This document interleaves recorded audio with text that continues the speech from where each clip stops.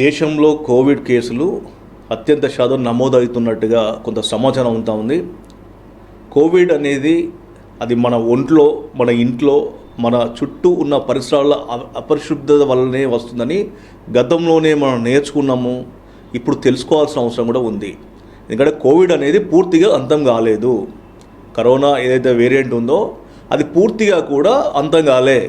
అది మనం ఎప్పుడైతే నిర్లక్ష్యంగా ఉంటామో, మాస్క్ లేకుండా విచ్చలవిడిగా పబ్లిక్ మధ్యలో పోయినప్పుడు అపరిశుభ్రంగా ఉంటామో, మన పరిసరాలన్నీ కూడా మనం ఎప్పుడైతే శుభ్రంగా ఉంచుకోకపోతామో అప్పుడు ఖచ్చితంగా మళ్ళీ మన ఒంటిపైన దాడి చేయడానికి సిద్ధంగా ఉంటుంది.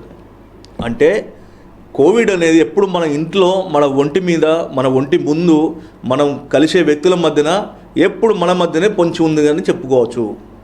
అంటే మనం చేయాల్సింది ఏంది? చేతికి శానిటైజర్, మూతికి మాస్క్, ఖచ్చితంగా కూడా దూరం అనేది మెయింటైన్ చేయాలి. ఇది చేస్తే అది ఎక్కడైనా కూడా, ఎందుకంటే ఇలా ఒకరికి వచ్చింది, ఇలా దేశంలో సుమారు 1000 కేసులు యాక్టివ్గా ఉన్నాయని చెప్పేసి కొంత సమాచారం ఉంటుంది.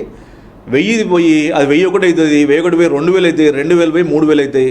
ఎందుకంటే గతంలో మనం ఎన్ని ఇబ్బందులు పడ్డామో మీకు తెలుసు. లాక్డౌన్లు, ప్రజల జీవన వ్యవస్థ మొత్తం దెబ్బతింది, ఆర్థిక వ్యవస్థ దెబ్బతిన్నది.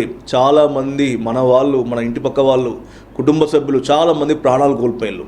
ఇప్పటికీ దాని నుంచి కోలుకోలే.